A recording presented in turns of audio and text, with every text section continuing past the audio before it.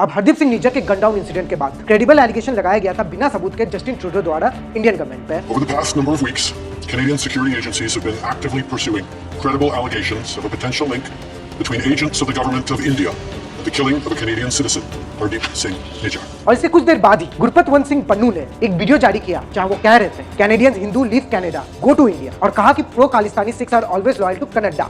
Indo-Canadian Hindus, you have repudiated your allegiance to Canada and Canadian Constitution. Your destination is India. Leave Canada, go to India. Pro-Khalistan Sikhs have always been loyal to Canada.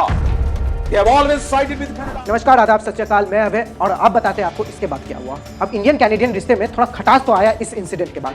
अब इस credible allegation के ऊपर हमने पूरा video तो बनाया है, तो यहाँ हम डिस्कस नहीं करेंगे, उसका लिंक आपको डिस्क्रिप्शन बॉक्स में दे दिया जाएगा। तो अब मूव ऑन करते हैं टॉपिक पे। अब देखिए, इसी बीच इंडियन गवर्नमेंट ने या कहिए NIA नेशनल इन्वेस्टिगेशन एजेंसी ने जारी किया था प्रो खालिस्तानी टेररिस्ट का फोटो और नाम जो इंडिया के बाहर है। की बात देखिए कि सुक्खा दुनिया का उन 43 आतंकियों और गैंगस्टरों की सूची में शामिल था, जिस सूची को भारत की नेशनल इन्वेस्टिगेशन एजेंसी यानी NIA ने कल ही जारी किया था। अब इस सूची में एक और नाम था और वो नाम था सुखदोल सिंह सुक्खा। खालिस्तानी गैंगस्टर सुक्खा की मौके पर ही मौत हो गई। और आज ही के दिन एक कैटेगरी का गैंगस्टर सुखदोल सिंह सुक्खा जो खालिस्तानी आतंकियों को मदद करने वाला गैंगस्टर था, उसकी हत्या कर दी गई। अब हिंदुस्तान टाइम्स की एक रिपोर्ट के मुताबिक सुक्खा जो Davinder Bambiha gang from Moga district has been killed in inter gang rivalry Wednesday के रात में कनाडा के विनिपेग में। रिपोर्ट्स में बताया जा रहा है कि सुक्खा को कनाडा के विनिपेग में गोलियां मारी गई हैं। अब ये जो सुक्खा था वो 2017 में इंडिया से कनाडा भाग के गया था। अब इंडिया में इसके ऊपर 7 क्रिमिनल केसेस रजिस्टर्ड थे, मगर अनहोनी वाला बात ये है कि NIA ने लिस्ट जारी किया और एक नाम लिस्ट से कम भी हो गया। की बात देखिए कि सुक्खा दुनिया का उन 43 आतंकियों और गैंगस्टरों की सूची में शामिल था, जिस सूची को भारत की नेशनल इन्वेस्टिगेशन एजेंसी यानी NIA ने कल ही जारी किया था। अब देखने का बात ये है कि इसका एलिगेशन लगेगा या कैनेडियन गवर्नमेंट खुद एक्शन लेगी और मेहनत करके किलर को ढूंढने का कोशिश करेगी। हाँ, मगर सवाल तो आपसे भी है, क्या लगता है अब इंडिया कनाडा का रिलेशन का क्या होगा और ये मामला क्या और गर्म होगा, क्या ये और तार पकड़ेगा और ये सब इंसिडेंट इंडिया को क्या इफेक्ट करेगा ग्लोबली। पर बात ये है कि ट्रूडो जी का आंख अभी तक खुल जाना चाहिए। अब देखने का बात ये है कि ट्रूडो जी आप क्या करेंगे, अपने कंट्री में हो रहे वायलेंस को रोकेंगे